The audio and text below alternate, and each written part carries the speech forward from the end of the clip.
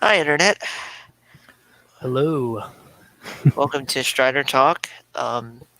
Bit of a late start today, but hitting it pretty much in the cosmos of 7. We do this every Monday at 7, talk about um, philosophy and politics and big ideas around publishing and marketing um, comics and novels. Our fiction is kind of seeped in historical topics and um, throwbacks to classic philosophy and how how those things are not as intimidating as um, the general public might think. It's actually really a lot of fun. Um, and Today we're going to be talking about um, like civil union and Hmm. how to look for that in the public discourse. I Um, like that phrase. It's a good one. Good way to Thanks. summarize it. Yeah. Because I mean, uh, I think with all these things, you struggle to kind of give meaning to these things that doesn't sound trite. That doesn't sound like you're just kind of looking to um, put some union bumper sticker on your car and call it a day. Um, Hmm. and I think that my generation is kind of known a lot for that. We're the hashtag generation. Hmm. We have these kind of like little cute ways of saying that we're supporting something. Um, but I think that's I think where my mind goes first, just because um, my Yeah. parents were involved in boots on the ground protests. Oh wow. So my father, who unfortunately passed away in 2017, Hmm. um, he was from Puerto Rico. He came in here into the Philadelphia area when he was around 16. Um, learned the language on his own and got to the point where he was teaching English as a second language. Hmm. But in part of his uh, struggle to get an education was um, there was a protest where him and his brothers and sisters were protesting that Temple wasn't allowing Puerto Ricans in. Um, it's kind of an anecdotal thing that The um, university. Yeah. yes, yeah, Temple University. Hmm. They were kind of demonstrating around that, and there was actually uh, around the topic of my parents' biracial coupling. There was a uh, time when they were with another biracial couple, and there was a uh, there was a mob that was forming around the house, Oh um, wow. When and now? When would this be? Sorry, just to get a um, context. I don't know the exact year. Yeah, like I mid believe it. '60s or something. Yeah, I think the late '60s, early '70s is Okay. where I would place it. Hmm. Um, Okay, and sorry. No, that's fine. And Yeah, so there was a mob forming, and um, there was someone threw like a flaming mattress into the this couple's yard, Oh uh, wow. and the eventually the police were called, but they kind of like they didn't really have a handle on the situation. As my mom tells it, they one of them said like it's kind of your fault for being in this neighborhood. Um, Hmm. and Hmm. then there was a group called the 4th of October organization that uh, similar to the Black Panthers, but aren't really as well known. Maybe might not have been as militant. They were pretty militant this time though, because they had rifles, and Yeah. they Wow. they they kind of helped my parents get out of the house, Yeah. and so I kind of come from Wow. that background of having those kind of anecdotal instances of like actual, you know, police at least disinterest in Yes. protecting you, and the those kind of inequality things that my dad went through. Um, and so it's interesting being in this time when, there are different things, like there are advocacy groups that will say, oh, we're gonna do this for this group of people, and Mm. those organizations have their kind of corporate version of activism. You have Yes. companies now that like come out with a product and say this is the group that we're advocating for. Um, you have the individuals that they might use a hashtag and feel like they're part of a movement. But I think personally, what I struggle with is this kind of battle between my own kind of cynicism of that Mm. and thinking about how, what is the best way forward in terms Mm. of where this country is able to have a dialogue as opposed to kind of, you know, being, reflecting my own kind of uh, states when I'm being fractious and thinking of this or that person as not really being um, you know genuine about what they really want. Um, Yeah. Like and other than everyone getting off Twitter, you mean? right, Yeah. right. Yeah, because I think that's the social media has definitely been an exacerbating thing. But anyway, I don't want to kind of take away from um, you introducing kind of what like No, no, no, I no. think No, I this think is good. there was a direction that um took you to where you are with your fiction, and I but so something that fascinates me as I'm working on my own all ages thing that tries to tackle um these things of like there's government, um chaos happening, and society and its governance kind of embattled, and you kind of want Mm. to translate that to a younger generation. It if I'm not incorrect, it seems like that's some of what you're trying to tackle with Kyrie. And I'm very interested, considering the personal kind of feelings that I have around this. Someone Mm. like you who has been able to put that into your work, and doing so in a way that's not heavy-handed or trying to um, make Mm. false equivalencies. Mm. Um, so I think it's one of the things that drew me towards your work. And so I'd be interested to see what what you felt like brought you to that point to be influenced into doing that. If there was a personal angle to it, or if it was a more, just because I've heard different creative people just feel like there's so much psychic energy that is being like batted back and forth, that they feel like, even though I haven't had a personal, dog in this fight, like this is survival. Me creating this thing, I wouldn't be able to get through this if I wasn't working through it in my fiction. Do you feel like that was part of what influenced you to do that, or am I Oh overstating God. it? Man. Because I almost want to just toss it back to you because I know that you're going to have a better answer for this than I am. Because mine has a lot more to do with uh, probably family struggles, interfamily struggles writ Oh, large. okay. Like so, learning politics through family dynamics. Hmm. Uh, But that's a lot less. That's I guess that's relatable to a lot of folks, but that's a lot less cogent to the sort of thing that you're going for. I'm curious. Well, what?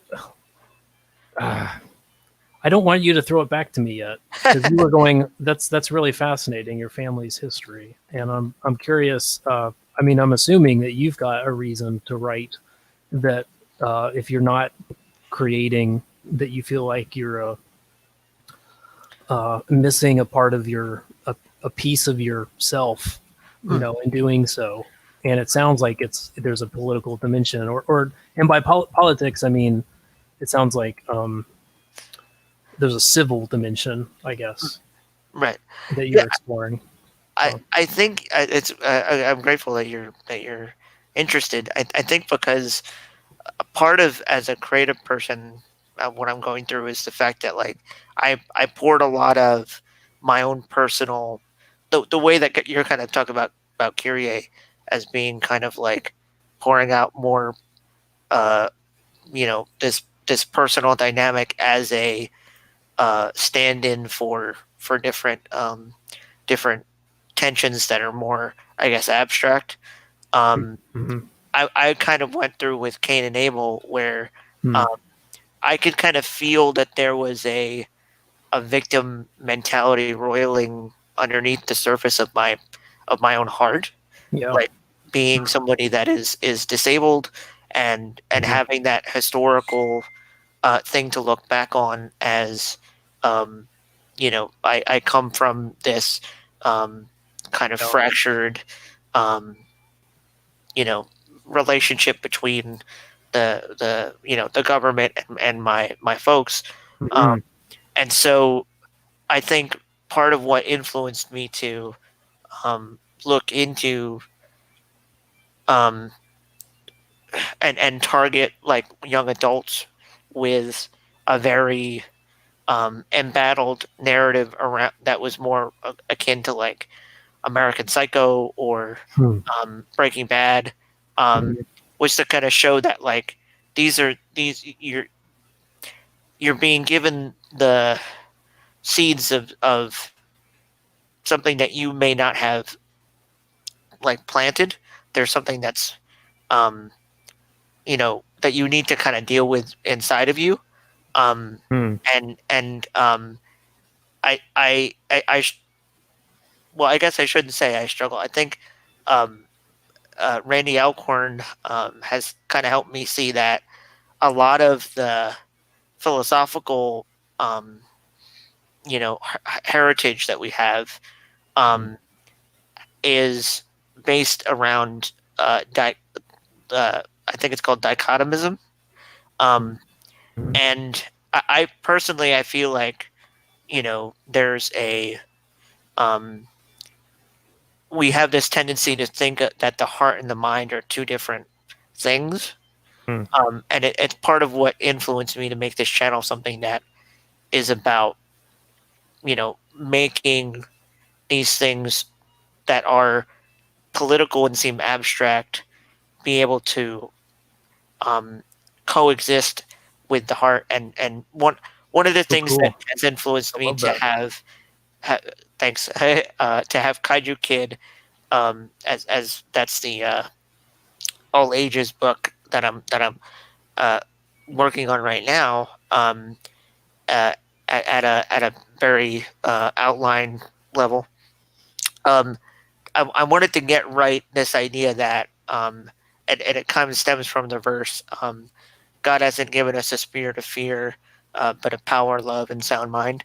Hmm. Um, Hmm. and what's always inspired me from that verse is this idea that love and power coexisting, and that Hmm. just being something that Wow. like drove me like a freight train to like keep working on this thing because I was just Yeah. enraptured by this idea that like you can rule with honor and with grace, Hmm. and that can be that doesn't just have to be a dream, right?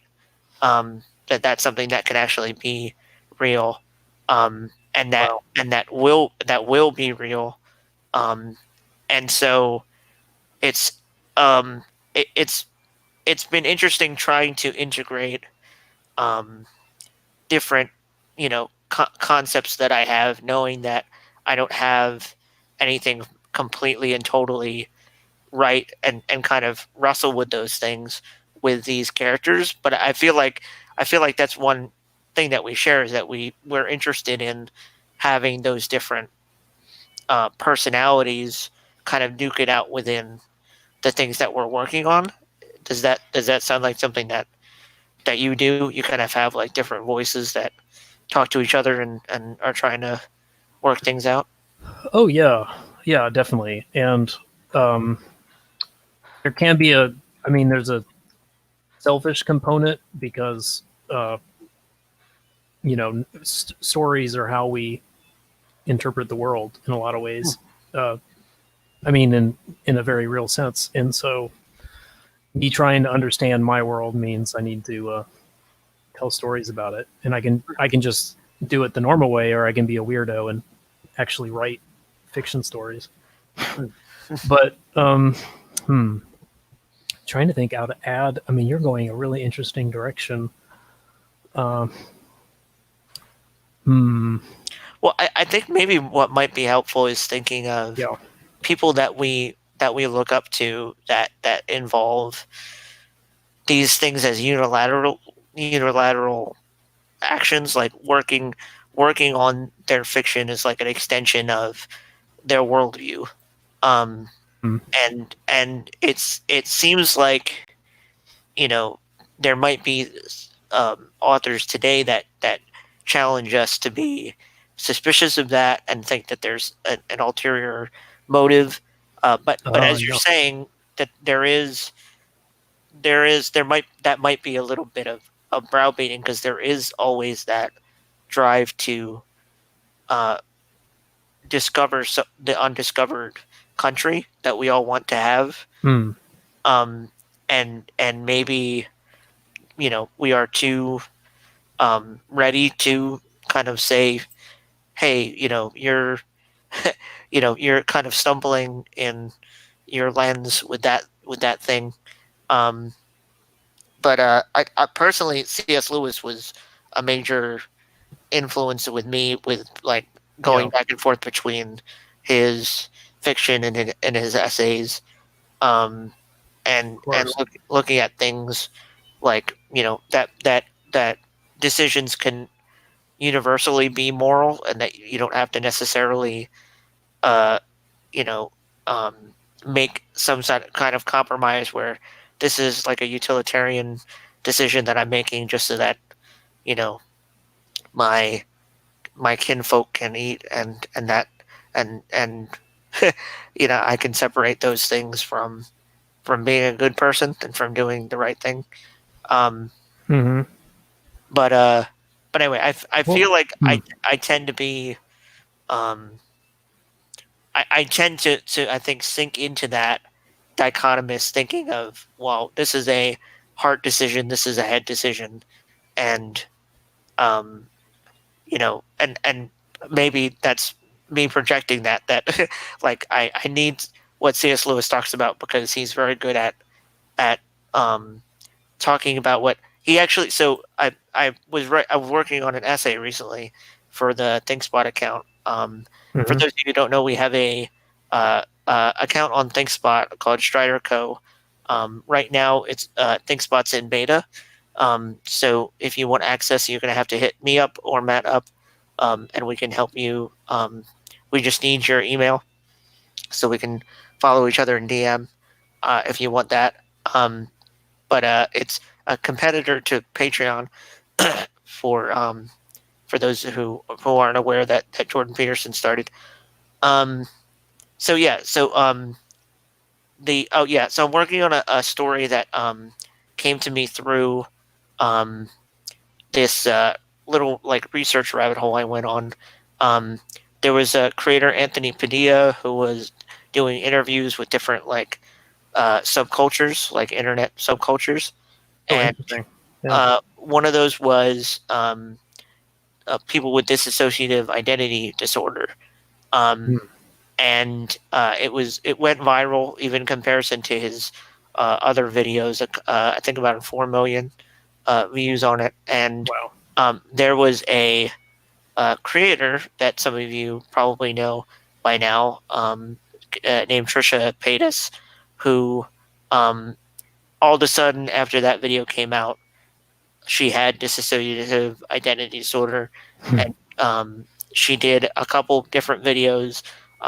People who are aware of her might know that she has this like little cycle she does, where she'll kind of appropriate something like that, and then like wow. feed off of the hate of that thing by saying like you're all persecuting me, and like I I haven't hadn't even even heard of really this. That's done a really dive on interesting. her before, but Yeah.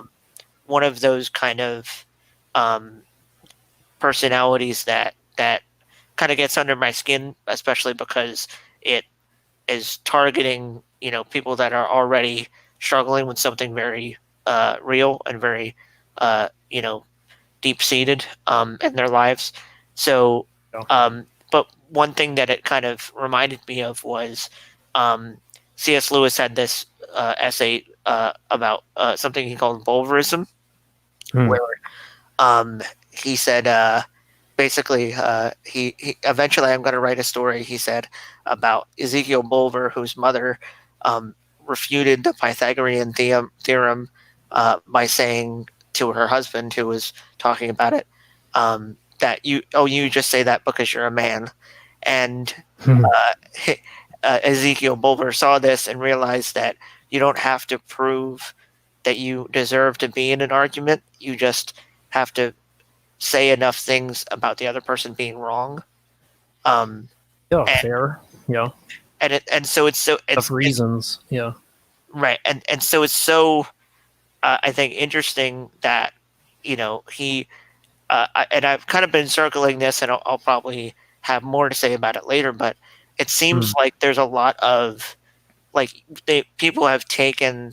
So if you think about like um, dissociative identity disorder and the people that have been professionally diagnosed, and then people like Anthony who interview those people as like having this kind of um, like that there's a right that they have to present this thing um, just by the fact that there's not really any um, there's this kind of like uh, positive like work that they're doing in sharing this information.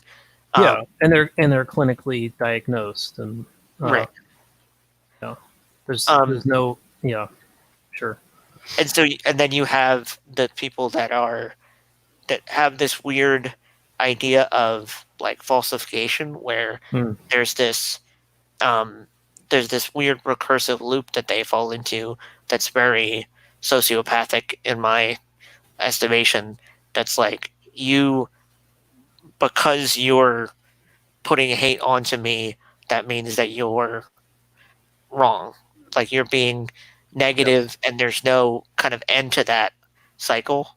Um, Yes. and so I think it's a very unhealthy thing, and so that's why I'm making that ThinkSpot article to kind of meditate on it and see if there's any way out of that. And Yeah. so and the kind of analogy I made in it was to um, like this is like back when C.S. Lewis was writing about it, it was just this idea that was controlled, as you say, by more centralized um, sources. But now that it's been decentralized, it feels like cancer, like the cancer has spread, and Hmm. so it's spreading from this tumor that we've allowed um, to kind of infect the different networks. Um, but that doesn't Yep. mean that you have to go around. But anyway, there's different points that I make from that. Were you about to Well, chime in well, I think. I mean, it's definitely a cancer. It's definitely spread, and I suppose, like, I've been thinking a lot about culture. I don't mean to get too much into dichotomies, but there usually is a dominant culture and a reactionary uh, subculture, there? Mhm, broadly speak, or cultures mm, broadly speaking, and those are always in tension. And just thinking about how we had such a dramatic revolution about 50 years ago, where uh, the counterculture became the culture, mm, uh, or at least it became the culture for a generation in mm, such a really almost unprecedented way. I mean, I can't think of another time when that happened for a generation. So that by the time they became adults and were establishing the new standard, uh, I think they were still using the tools of a reactionary movement where they're saying, well, we're not going to place positive rules on things. We're just going to say what we don't want to do, if that sort of makes sense. So we're against, uh, we don't want to help discipline kids up towards a particular vision of what we think makes you a good civic individual. I guess, you know, we're gonna try and discourage you from getting hurt the way we were hurt. I guess when culture was very different. Like we're gonna, if that sort of makes sense. Like we're not gonna give you a positive goal to go against. We're just gonna help you to see that you're not against. You're against hate, I guess, and you're for love and things that work well when you're reactionary, but don't provide much structure when you're in the position of power, I guess. And so there's a second generation of kids like myself, just speaking for myself, that feel like we weren't given as much structure, and now we're trying to build that ourselves as adults, and we're trying to use social media and whatever leverages of power we can use, shame, um, I don't know, a lot of nasty tasks. We're trying to do anything we can to kind of establish what we think adulthood should look like and discourage anyone from doing what we think adulthood shouldn't look like. If that kind of makes sense. But we're doing it in very fractured, spastic, um, uh, instinctive ways, I guess, because we weren't raised to handle our. We weren't raised with a lot of responsibility, I guess, because the rebels took over the city, and they didn't know what to do with the city once they got it. I guess that's kind of very broadly. Feel free to disagree with that. So I think there's definitely a ring of truth there, but I think I've heard it referred to as hauntology before. Um, that crazy Southern guy I broadcast on the channel the other week in our Bookgate episode. Adrian Fort from Strip Cover Lit. If you guys want to check him out, he espoused, and he's piggybacking off of different academics that kind of been batting this idea around that hauntology is something that you see, and it's most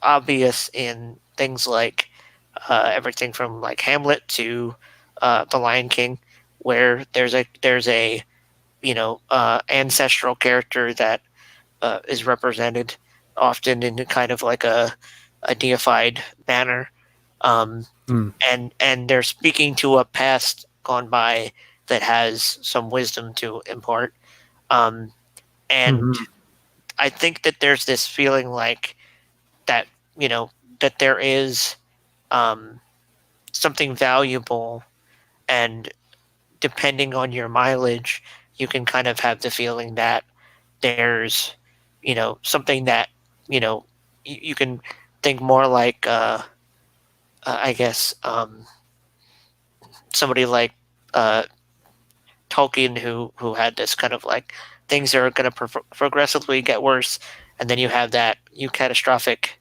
like salvation, or that there's different like revivals where there's some great return to orthodoxy, and I think I'm thinking of playing around with that idea personally, with one of the books in the Seven Deadly Sins series, in that like I feel like there was within that great cultural revolution that you've been mentioning, there were a lot of very passionate groups, and often we hear more about the pathological ones. You think of the Yeah. Moonies, or you know different uh, really tragic events like the LaBianca murders and things like that. But I Mm. think that there were also a lot of um, really great anti-violence movements, um, and Sure. uh, there was a really in thinking of Christian orthodoxy, there was a lot of open, in response to a lot of the secularism that was being spread. There was a lot of great, there are a lot of songs about Jesus and how he's your friend, and Yeah, the things like Jesus that. movement was a very yeah, a Yeah, bunch of hippies getting saved. Yeah, it in was my great. estimation, it feels like a great revival that might be swept under the rug just because there's certain interests that think of it as a bunch of hairy hippies that were Yeah. spreading free love and whatnot. um, Well, I think they were spreading. I mean, well, everyone loves a dirty hippie when they're at Woodstock or something, but I don't think they love them a lot. Most people don't love them when they're founding Calvary chapels and stuff like oh, right, that. That's right. my view.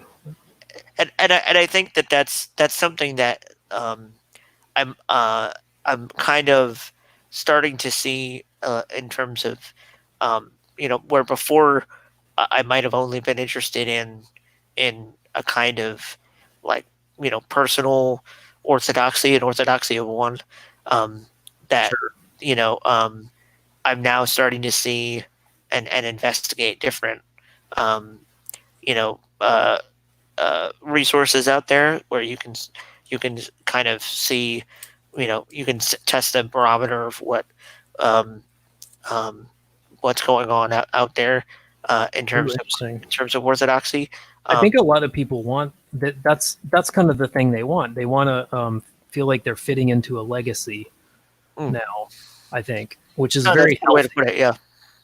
and they're looking for like, well, what maybe there's something that's been overlooked. We can build new legacies, and there's ways to do that that I think are healthy that continue that legacy forward. But at least let's not throw things outright like we were perhaps taught. Like let's look for ourselves, which is how we were taught. But let's look at maybe some of those traditions that were seem to have been tossed out of hand, and yeah, maybe find something, a diamond in the rough. You know, Hmm. I think that's yeah. There's a thing for that.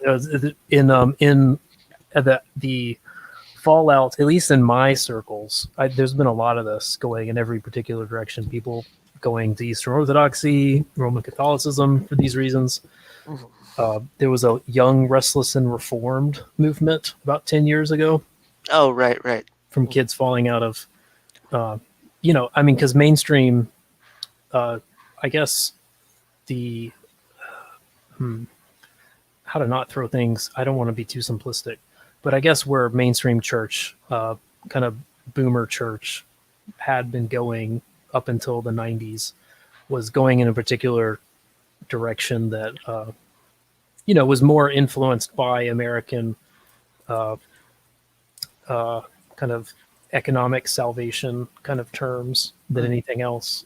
And yeah, that was one of the movements of revival that kids said, well, let's just.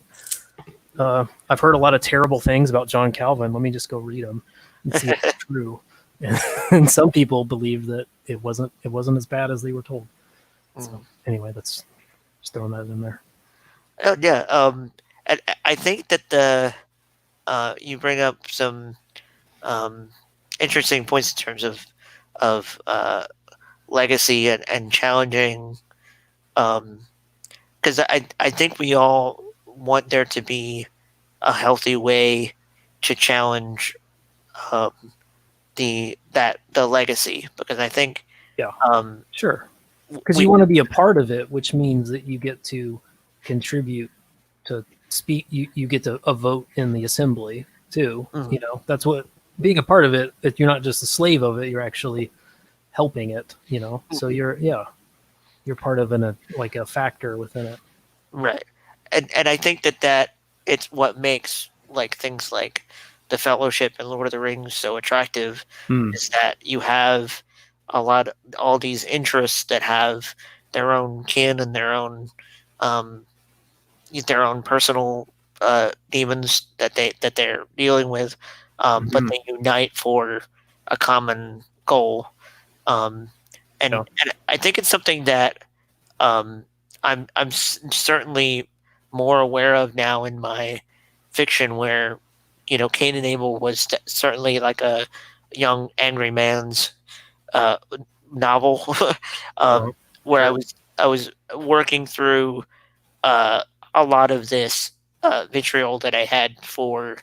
Um, I think recently found out that it was the uh, health, uh, wealth, and women gospel in a Yeah. weird way, because I was discovering more recently, considering like I had been going through the ropes of learning um, different different things about my own writing, that it was it was challenging these very uh, tried and tested um, things, but there was a way in which the dramatic expression wasn't as um, familiar, and that I was kind of like beating around the bush in different aspects.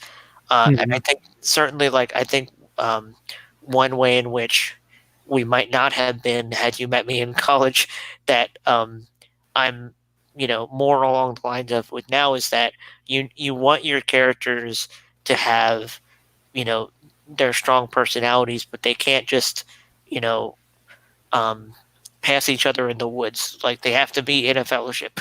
They have to be together and conflicting with each other, or the Hmm. story doesn't necessarily work as well.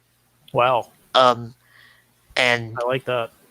I think that uh, something that I think makes a lot of Aaron Sorkin and Vince Gilligan's writing interesting to me, that they're very good at creating characters that have very strong personalities that you like glom onto, and that you want to follow the different characters and what's um and they all have very big um political beliefs, Sure. but you also are they feel like real people, because they have their own um, goals and their own context.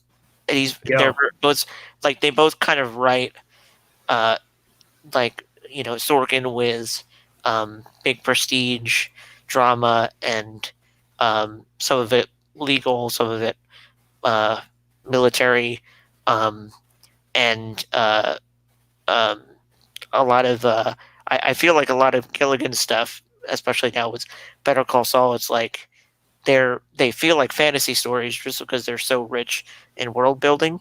He's very Oh good yeah. at Yeah. threading these things together so that it feels like very epic. Um, Hmm. I think that they're very good at having that purchase over what their characters are going through, and timing different dramatic moments so that they have the most punch. And it's something I envy with Yeah. both of them, certainly. Do you think that okay, I can finally contribute, I think, Oh, somewhat. haha. Uh, do you think that your changed perspective, uh, just having been an adult who's changed their mind over the course of your life on in significant and fundamental ways, and like civically, maybe perhaps, Mm, uh, does that help you to be able to tell a story from various perspectives better, and but to explore them all authentically and deeply, I guess, and uh, to to have it be a rich, passionate story, and yet still be a focus story, one that's thematically focused, that isn't just there to have an underlying sense of nihilism because you're not willing to pick. You're not really to have convictions, but you have convictions, and yet you're able to still explore, uh, you know, varying perspectives on those convictions. Yeah, I would say Yeah, definitely. yeah, That I've definitely gotten that sense of needing to be um, humble and mhm, teachable, and I think recently what's been interesting is looking into how um, I think so. One of Douglas Wilson's um, mm, podcasts recently was about. I think he podcasted his blog um, on YouTube, um, mhm, and one of them was about how weird the word leadership is, and how it's not necessarily something that he thinks of as orthodox, and at least was willing to play around with for 500 words or less. sure. And what he kind of came to was that ownership is a better term for him. Um, and what's And interesting leadership, is, interesting.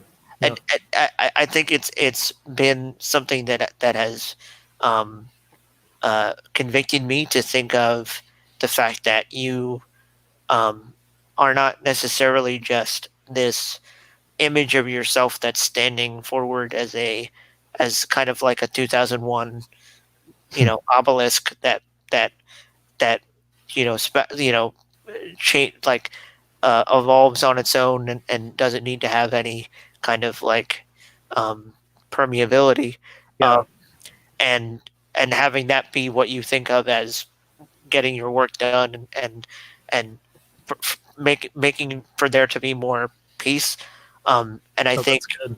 Yeah. I think it's interesting that we and maybe a way to tie up my thoughts, I think, is that we tend to project this idea of like being a peacemaker as this thing that is um, it's a phenomenon on its own at its best, or at its worst, it's this kind of childlike dream that we have that's not, like you're saying, you get into this kind of um, retreat stance where um, you're not willing to have those convictions to try to help there to be that civil union.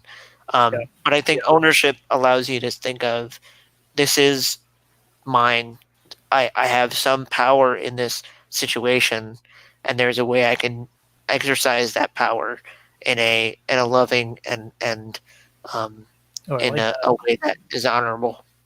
Yeah, because that implies room for change and for not change. I guess depending on what those underlying principles are that you're operating by, that Mm, are leading you to certainly, yeah. conclusions.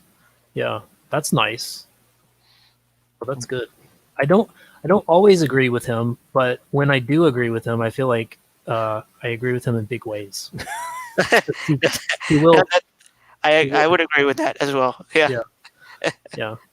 Yeah. I appreciate his way of thinking. I guess the Mhm. means by And which he. and I forgot to mention, there's actually a very uh, I've gotten a lot from um, there's I believe she's his daughter-in-law, um, Hmm.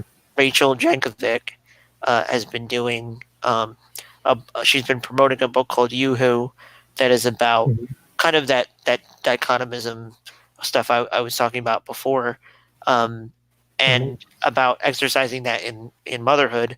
Um, Oh, but cool.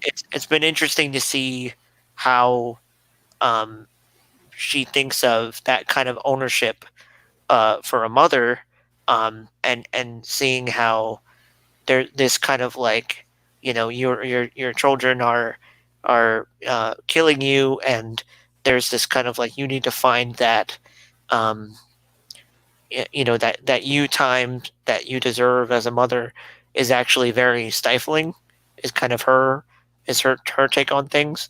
Oh, um, interesting. Hmm. and so it's been interesting seeing that, um, kind of that same fervor that Wilson seems to have within her, and it being, and she has a hashtag on Twitter called hashtag Department of Hell No, Mhm. um, and it's kind of she kind of Very shares. Wilsonian. Yeah, yeah, it comes across that way. So been Yeah. interesting to see that, Ooh, neat. and I've been edified by that a lot too. Yeah, that's cool. I'm gonna have to pick your brain probably off stream because I don't want to embarrass you. I don't want to bore anyone to this later on. Sure. Your thoughts on things reformed as you Yeah, are. and I think for a while I struggled with one of the dichotomies I struggled with was thinking of this kind of secular, like I need to have a secular view of politics that's cool for the cool table, and Yeah. then I can have my private moral beliefs over here at the technically, I guess at the time I was thinking at the religious loser table, and Yes. finding a lot of these very fleshed out peace seeking.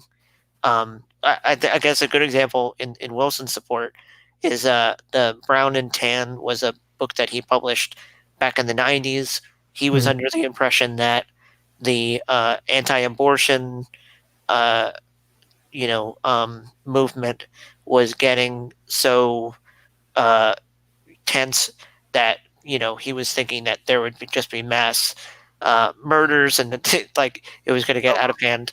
And Yeah. so one way he was trying to exercise his power to stop that Mm. was to write a book in which he makes comparisons to the Civil War, and that opened up a really big racial debate. Um, and what's interesting though is that there was a minister who at the Gospel Coalition decided to have just a public blog back and forth over the situation. Um, Yeah. and Is it was it? a Is it? What's his name? Tabidi Anyabwile? oh yes, yes, thank Yeah. you. Yeah. I was gonna try to look it No, up.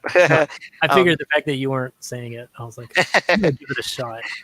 uh, Always have uh, trouble. I mean, it's obviously it's a name that's different for us. right, Not different right. for what he comes from, obviously. Exactly.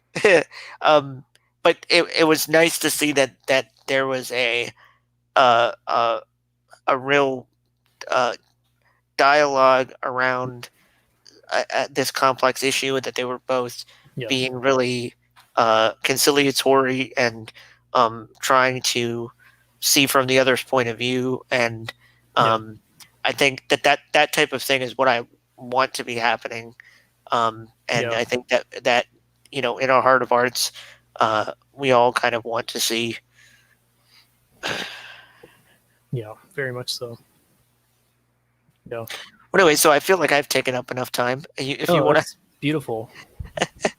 um, but no, seriously, what, how are people going to be involved in this giveaway that you have planned? Well, okay, so basically, I had some grand idea. As people with Norman, I mean, this is the common instinct, right? Is to you get nervous, and so you come up with something super serious to handle it. Looks like okay, we do have maybe we have a couple people in the chat, so this wouldn't be a complete waste of time. But I've been thinking about, I mean, just with the topic of how do we work civically, compassionately, like work as humans amongst humans who are never going to all agree in this age. How can we do that well for the sake of our neighbor and ourselves? And I was just listening to a lecture today on ancient Greece, and it had me kind of think about some stuff. Victor Davis Hanson, he's a little controversial, I guess, because I don't know, sometimes he's a bit of a standard Republican / neocon at times, but I think he understands ancient history very well. Like, Okay. because the way I think he describes uh, the classical world, ancient Greece in particular, which is his specialty, he's a professor of that, or was. Hmm. I think actually rings true because I can take his principles, and then the more I read the history, the more it seems to line up. And okay, so basically, I thought my bright idea was, uh, I guess there's three reasons why Greece did well in the 8th to 3rd century BC, and it's something that I think there's principles that I think they still ring true today, and we could apply them to the creative sphere as well. It's something that Okay. you really can do, uh, and I think it comes down to the Greeks figured out how they were owning their own property. Basically, they own their own land, they own their own means of production individually, not collectively. Hmm. And so the equivalent to that would be today, we have to be creatively autonomous. I think we need to be able to, if we're owning our own intellectual property, basically, that helps us to be as diverse as the market needs us to be to meet all the different market expectations. So we're not kind of providing people what we think they should like. Hmm. We can just kind of organically, naturally, the free market can kind of supply people what they need. Uh, we also need to be. They also owned. They were self-sufficient, so private property was. These all kind of go together, but they're doing what they want with their own resources that they own. So that's the second part, and then the third part is that they're going to war as citizen. Every citizen is actually involved in the war making process, so they own the means of violence. And the way I apply that to creative processes today is that they have to be able to freely engage whatever markets they want to at their own direction, if that sort of makes sense. So that's kind of the equivalent of violence in the creative sphere, I suppose. Is thinking who am I targeting in a positive sense, and can I go? Do I have permission to go after them to make products for them? And if the answer is I don't have anyone to ask. There's no, you know, a lot of people throw around terms like gatekeepers and stuff like this. But if I have the freedom with my own property that I own, I have the means of producing this, whether it's Lulu or Indiegogo, for crowdfunding, or Amazon for, distribution, but also for printing, all these kind of things. And I can find my own market on my own. That I think that's kind of the keys to success that I'm taking from the classical world, and I'm applying it to today's creative cultures globally. And I think it's acultural. You can apply that to any culture anywhere, which is why it's been so successful. People still look to the classical world today because those sort of principles are like everyone gets to be elevated and enriched by participating, you know, owning what they do, uh, applying it where they want to, and finding the right market to apply it. Yeah. What do you what do you think about that? It's a Well, lot interesting than what you were talking about. so well, no, I think something that um, resonates about that is that I I recently found out what this was called in terms of when you're trying to map um, some kind of narrative Mm, onto a given like thought process. yeah.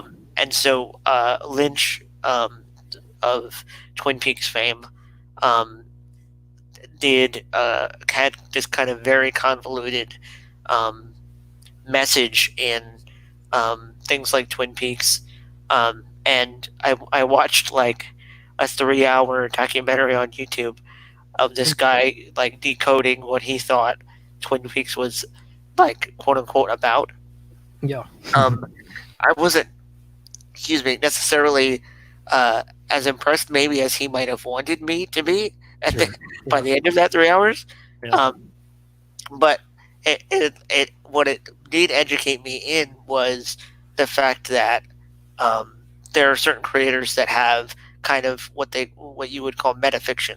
They're writing something in order to say something else, and if it can go as far as like you're saying there being a different, like when one person thinks of violence, they actually have something different in their mind than you do, and so you're doing some work in order to get them to have the same thing in their mind when you're thinking of violence, Oh, and interesting. that might actually change depending on whatever. Because one major thing that he got into was the idea of like there being a zeitgeist, and that that 50s TV made like um like the actually TV in general was his theory that all of Twin Peaks was about television, and how television um, changed how people processed information. I guess you could say. I Um, can I can maybe see that. Interesting. That yeah, sounds curious enough to like check out. it's certainly worth watching, even if you don't aren't interested in Twin Peaks specifically. Uh, Um, but anyway, I think that there were certainly what interests me is that the you can kind of take um, I feel like creators like kind of waffle about whether they want to be this type of creator or not, and I think specifically of conversations and debates that I've had with my sister. I bring this up a lot, not to her shame, but mostly to mine. That most casual conversations between us, I like to turn into debates, whether or not that was kind of the socially agreed upon terms. But I think that the what what's interesting is that you kind of have these opportunities when you're writing to kind of delve into some kind of social commentary, and sure. um, there are different people that I would say personally I relish the opportunity to like openly talk about these things with people that are interested in my fiction, and um, kind of explicitly work through these ideas um, as a feature of my marketing, um, and I'm interested whether the, those types of things, um, like, would you ever consider taking what you just said and making uh, like a downloadable like thing, or would you feel more like um, you're fine with those things just being subtext, and like you because I feel like a lot of historical fiction, fantasy, and sci-fi authors are okay with it just being like, I did enough work to make this thing, and this is the thing Yeah. that you're going to read. I don't want to sell myself as a pundit. Thinker. Yeah. Well, I honestly I try to I do that somewhat on Twitter, which is more marketing, but I feel like that's the marketplace. I don't want to say marketplace of ideas.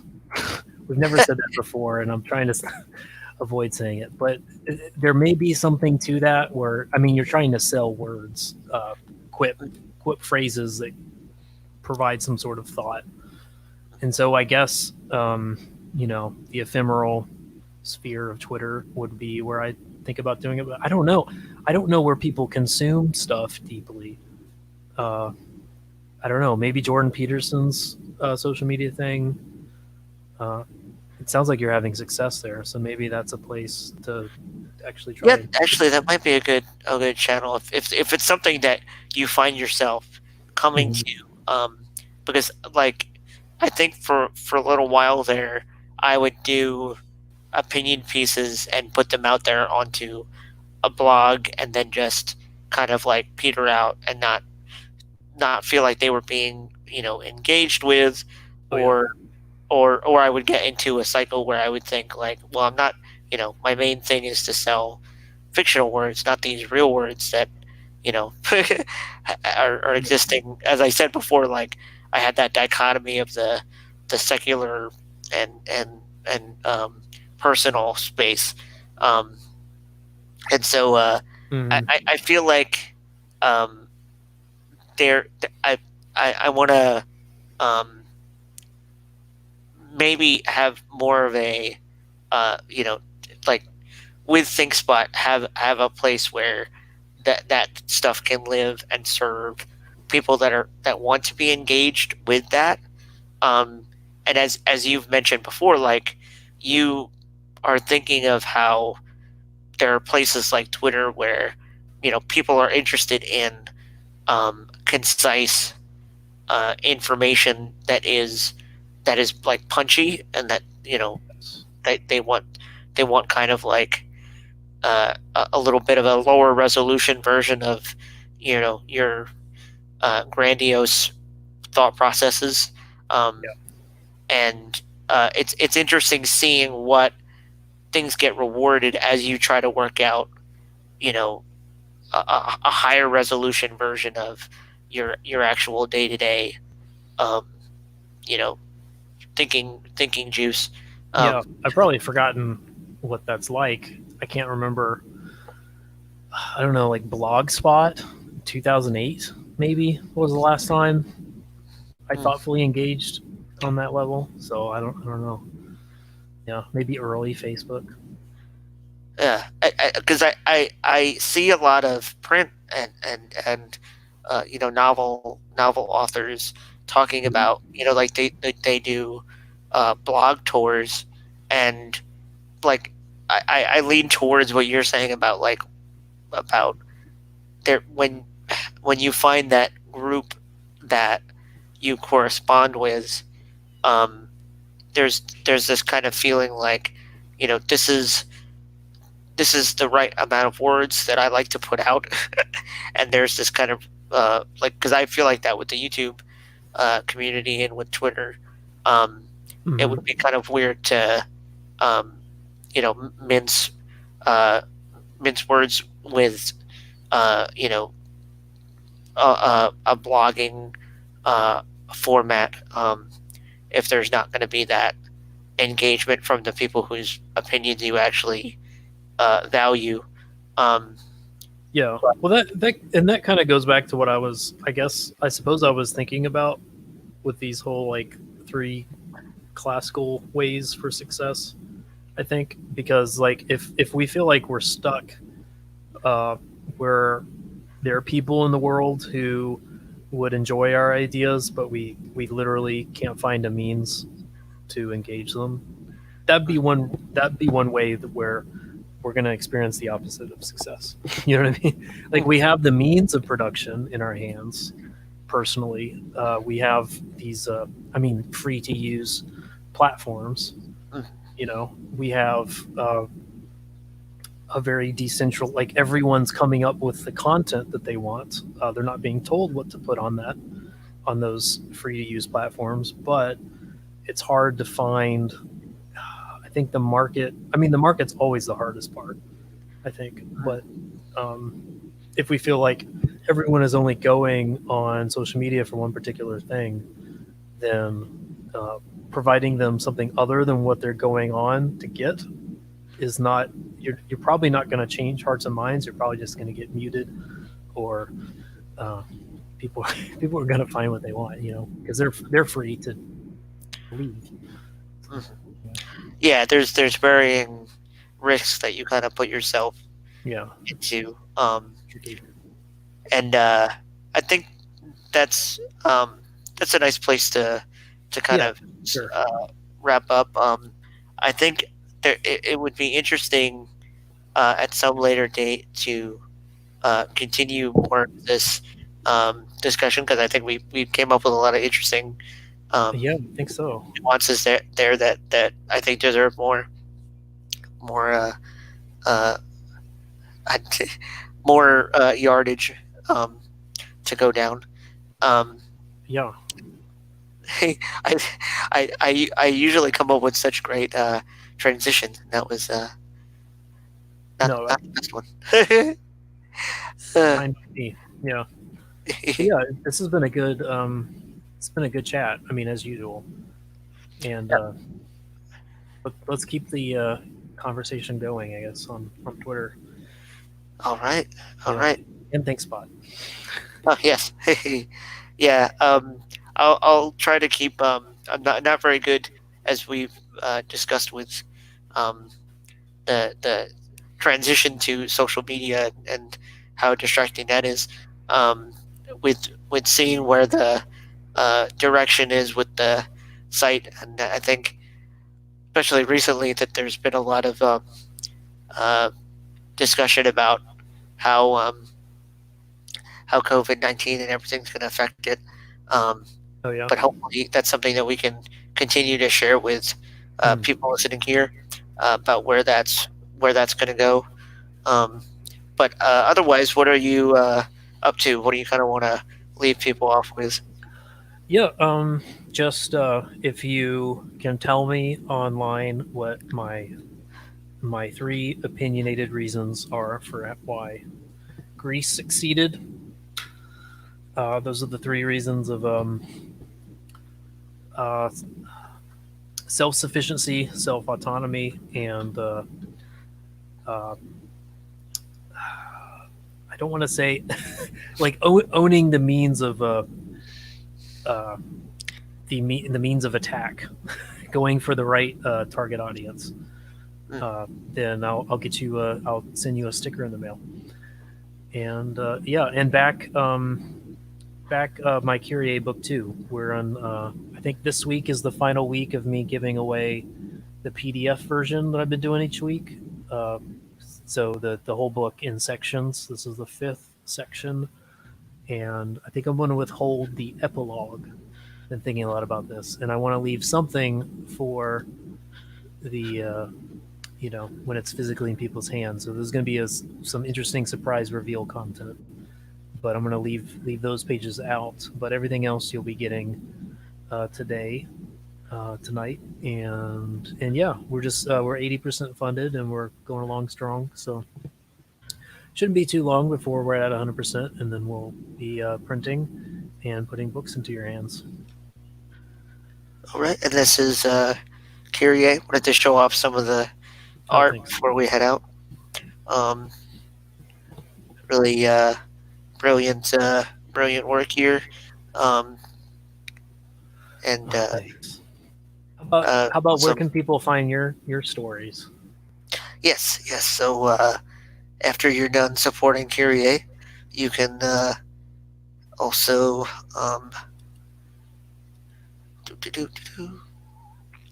You can go over to Amazon at um, the following. Well, I had fun uh, during the another political controversy around when the Nike had that kind of debacle controversy around the kneeling in football and Oh Colin yeah. Kaepernick and all that. Mhm. I was going for my Bitly link, and it automatically was like 2F 5 Nike, and I was No like, kidding. this is not support or abomination of Nike What the fuck? by having this link. But yeah, that's a short link to this page.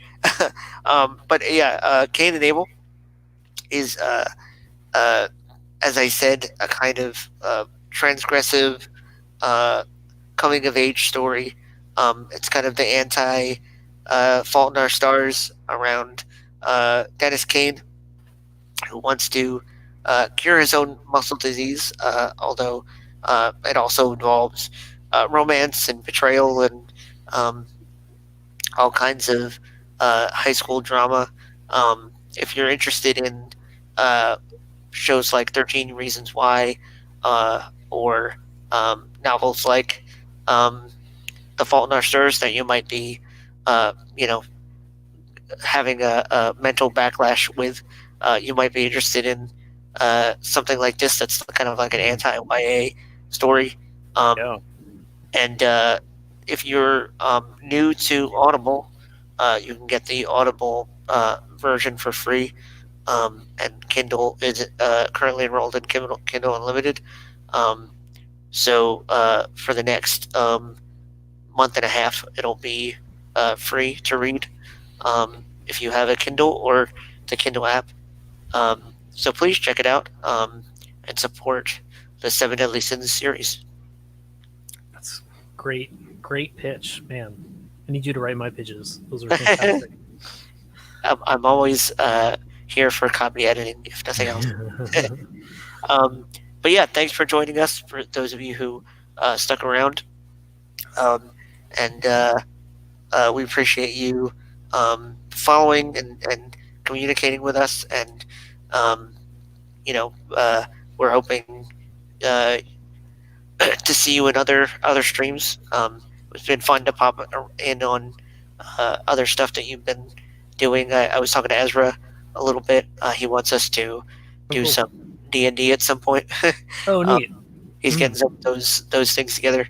Nice. So yeah, it's just been interesting checking out these live streams and getting more involved. And and we actually had a live stream on this channel last week, last Friday. I put up a my friend wants to do a COVID uh, GoFundMe kind of charity thing. And so we had some poets and musicians and short story readings Oh my gosh. on StriderTalk. Oh, that's Yeah, fantastic. I missed that. That sounds awesome. I'm kind of thrusting this onto Matt because it was kind of a last minute thing. Oh, I'm sorry I missed it. That sounds really cool.